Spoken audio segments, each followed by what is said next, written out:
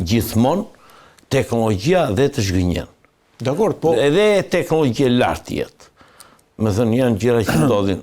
Ajo që e bën interesant këtë është pravavia që i dhanë Shtetet e Bashkuara të Amerikës, sepse i kërkuan qytetarëve ambasadës në diku në Adanam, duket se mos gabohem, që të evakuohen nga sepse në fakt kjo është edhe një taktik.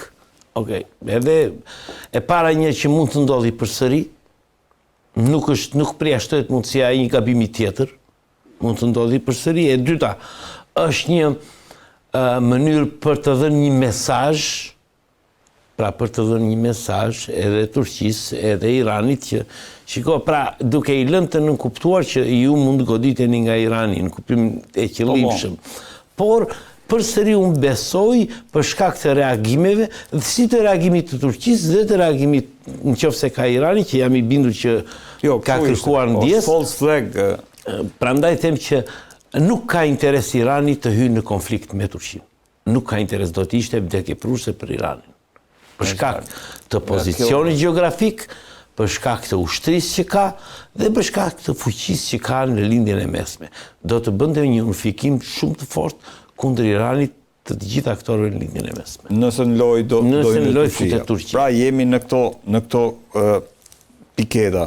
Ndërkohë ka ndodhur një zhvillim për sa i përket sulmit të deritanishëm që është bërë ndaj Iranit. Izraeli ka bombarduar depot e naftës, nuk e di për edhe rafineri, ka zëra, ka komente, nga pikpamja e strategjisë që po ndjekin Shtetet Bashkuara dhe Izraeli.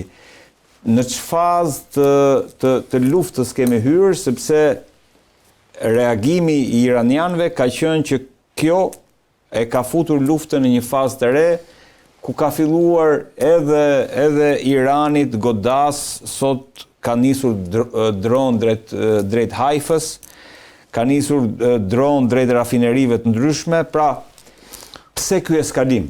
Duket që eskalimi i situatës ka ardhur vetëm nga Izraeli.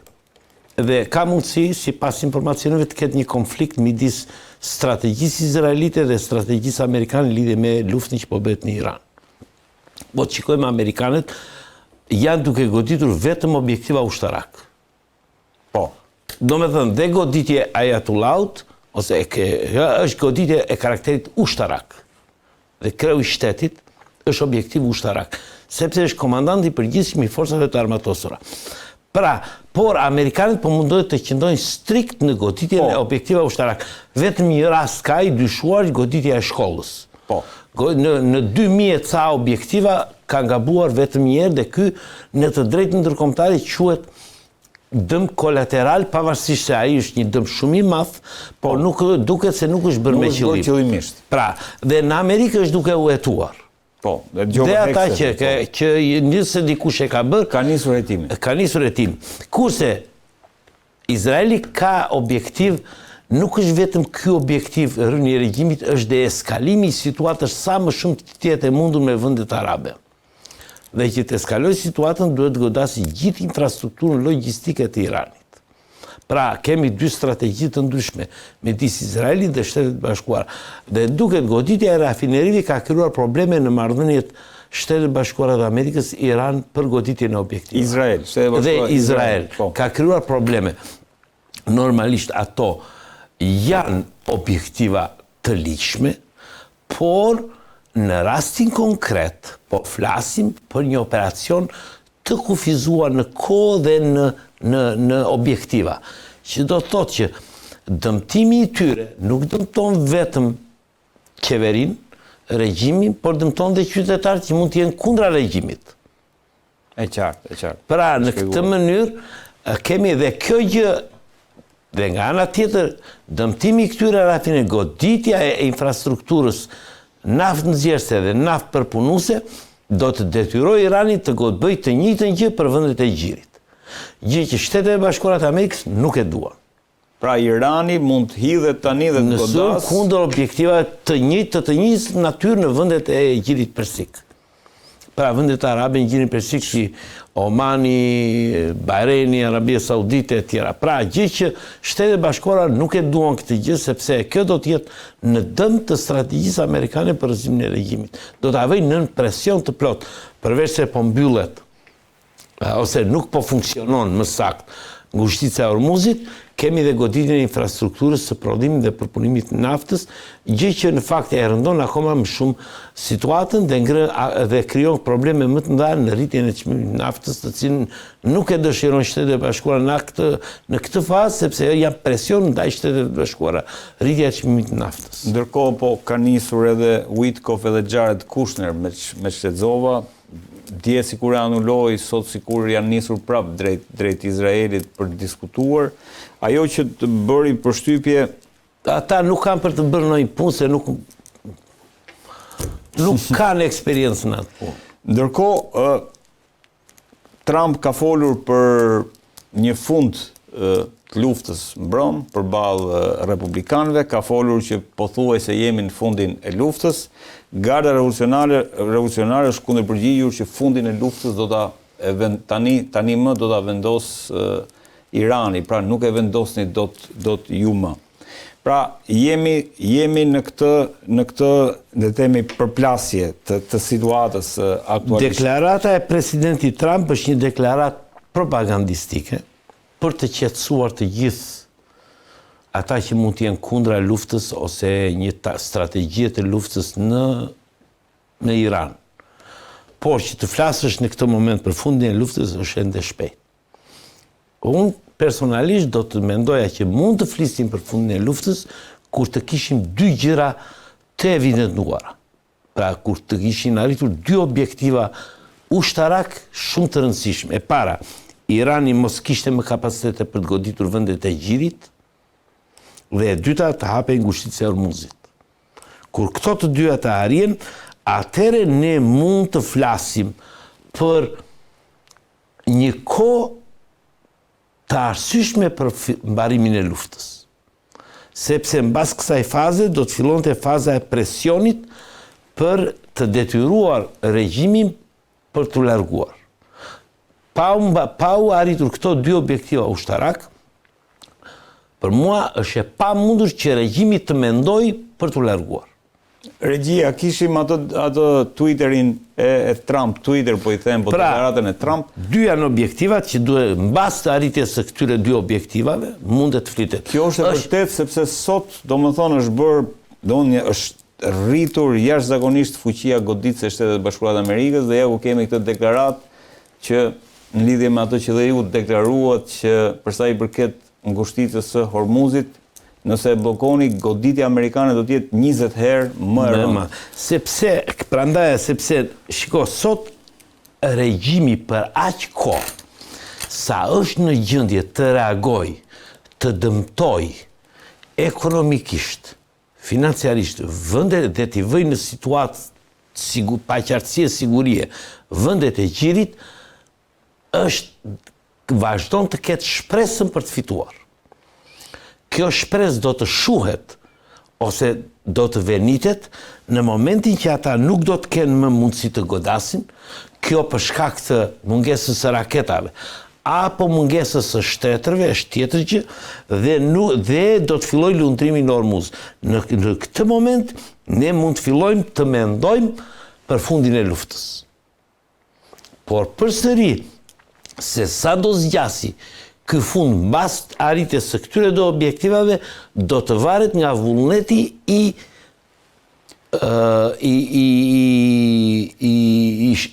shtetit të Iranit. Pse? Marrim rastin e Kosovës. Kosova u arrit çlirimi i Kosovës u arrit nëpërmjet operacioneve nga ajri. Të gjithë thoshin nuk çlirohet dot Kosova nga operacioni nga ajri, po u arrit si u arrit. Javën e parë dhe 10 ditëshin e parë pati reagimi nga forcat forcat serbe.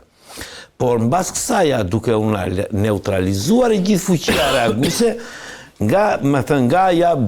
po themi nga dita e 20 deri në ditën e 73 që ata ran, ata nuk kishin më fuqi reaguese, por vetëm pësonin dëme dhe mendonin për të tërhequr nga Kosova, derisa në ditën e 73 përfundimisht u tërhoqën. Dhe kjo do të ndodhi, nëse ndodh, dhe unë besoj do të ndodhi, vetëm nëse arrin dy objektivat ushtarak. Dy objektivat ushtarak janë thelbësore për të nesërmen e luftës në... Këto dy objektiva që po themi, po ndërkohë në Kosovë ishin edhe trupa në terren, kapiten. Ndërkohë që ende nuk kemi trupa në terren në Iran. Nuk ka për të pasur. Si mund të... Nuk ka për të pasur? Jo, shiko, Amerika nuk ka për të futur. Shiko, Amerika ka, do më thënë, ka një doktrinë e cila quhet doktrina Powell. Është e vitit 1991-92, e ka artuar ish shefi shtabit përgjithshëm në atë kohë, Colin Powell. Ishte shefi shtabit përgjithshëm në 91-shin, kur u bë lufta e parë e Gjirit. Dhe doktrina Powell ka 3 shtylla kryesore. E para, lufta të jetë me objektiva të arritshëm. E dyta të jetë për një kohë të shkurtër, dhe e treta të marrë miratimin e popullit amerikan.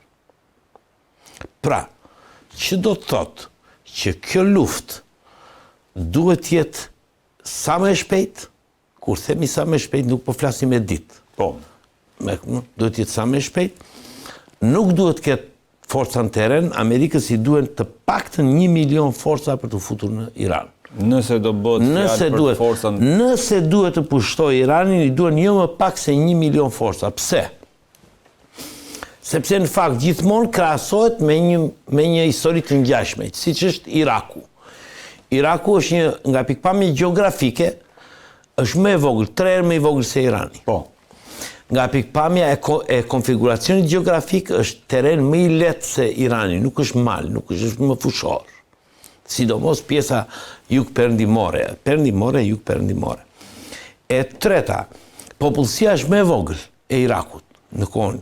Dhe Shtetet Bashkuara për të pushtuar Irakun një deshën 330.000 forca dhe 1 muaj kohë. Që do të thotë, nëse do ta krahasojmë këtë gjë me Iranin, do t'i duhet të paktën 1 milion forca. Dhe do t'i duhet një kohë shumer me gjatë. Që SBA-ja sa forca ka gjithsej, 1,5 milion kam dëgjuar. Me gjithë rezervistët ka 3 milion, po problemi është që nëse ti fut 1 milion në teren, ty të duhet dhe 2 milion jashtë terenit. Pra, këtu e zaurohet e gjithë forca e Shtetet Bashkuara, gjë që nuk mund ndodhë. Një dhe fitoria nuk është e sigurt nëse futesh me forca toksore, sepse nuk kemi të bëjmë më me një luftë konvencionale klasike që teknologjia dominon. Pra në luftën në ajër që po zhvillohet sot është teknologjia që dominon. Sepse po ta marrim ta shikojmë me vëmendje, Irani po godet, por po godet infrastrukturë jo kritike ushtarake që ndikon në operacion. Po godet bazat amerikane që janë në vendet e Gjirit. Ato nuk janë pjesë e operacionit. Biles nuk kanë asnjëri brenda. Goditen objektivat, por nuk është vrarë asnjë. Ndërtesat vetëm se njerëzit janë larguar dhe nuk janë efektive. Në të gjithë vendet e Gjirit është vrarë vetëm një njeri deri tani dhe 9 ose 10 janë vrarë në Izrael. Kaq është numri i humbjeve njerëzore. Në të gjithë.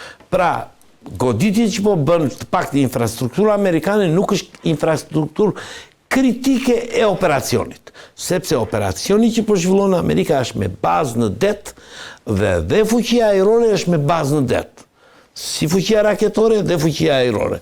Janë me bazë në det, nuk janë me bazë. Nuk po i përdor bazat e saj, 25 baza që ka në tokë, Amerika nuk po i përdor, vetëm për një arsye të thjeshtë që të mos i japi mundësi ose mos i jepte legjitimitet sulmeve të Iranit.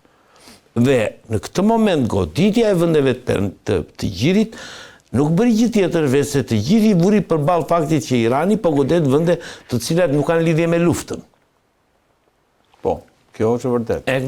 Dhe gjithsesi presioni është i madh në ato vende. Natyrisht, presioni është i madh sepse njerëzve u ka ndryshuar mënyra e jetuarit. Është rritur niveli i kërcënimit.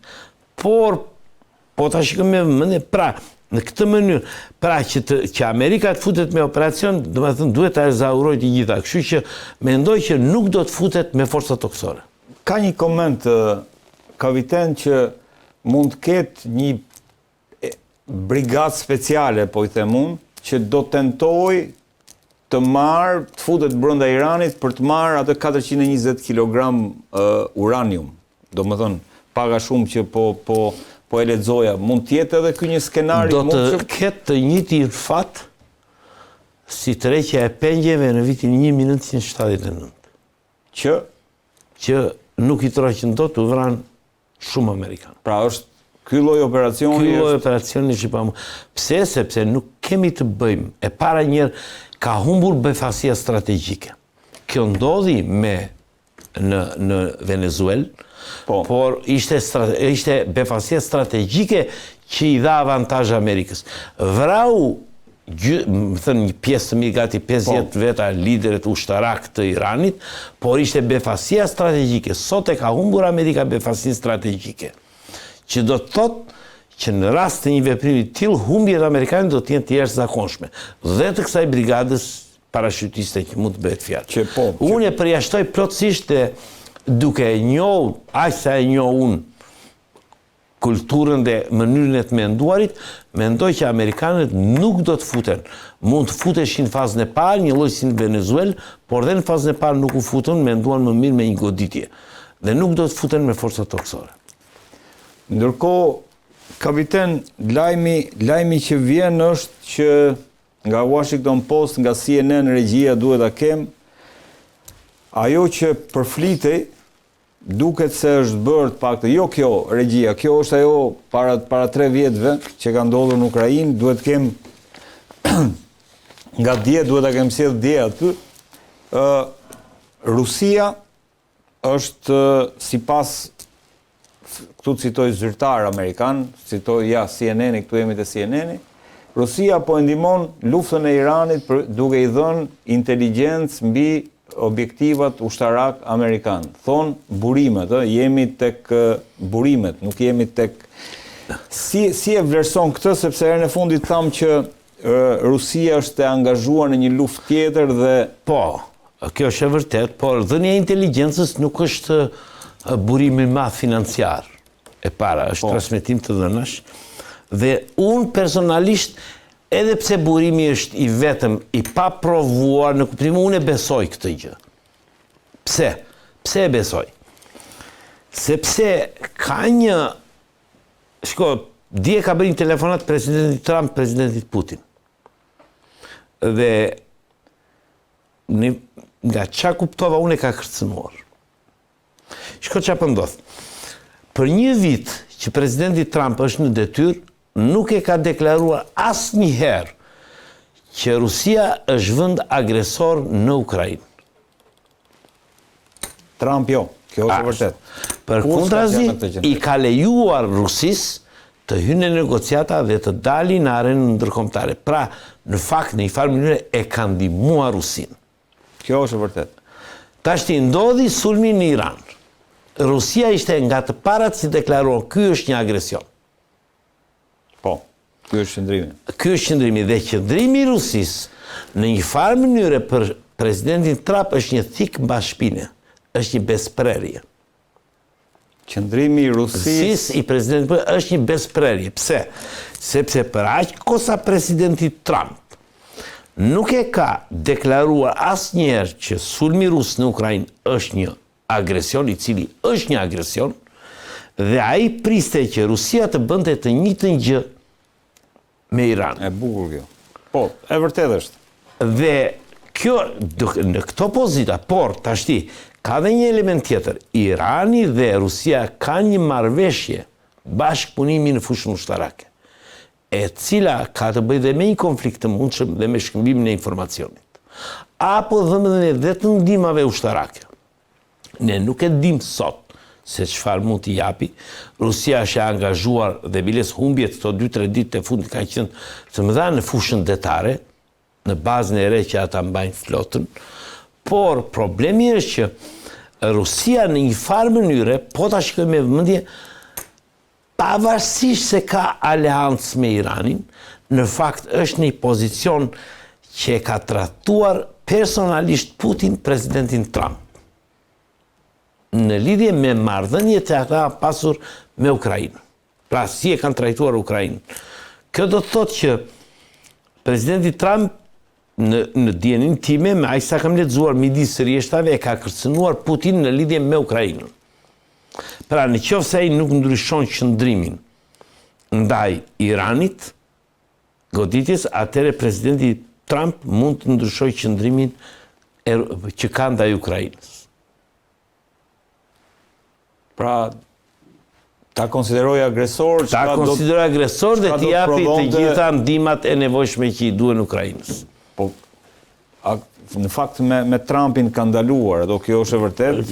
Nga marsi nuk ka pasur më. Do të rikthehet mbështetja ushtarake? Pra, në këtë mënyrë unë shikoj një ndryshim të kursit të presidentit Putin në raportet personale që ka me presidentin Trump dhe me Shtetet Bashkuara këto kohë, dhe kjo mund të sjellë një qasje tjetër të presidentit Trump në Ukrainë.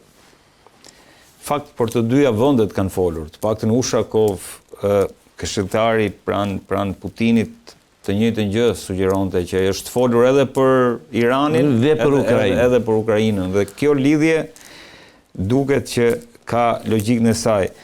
Ndërkohë presidenti Putin ka uruar edhe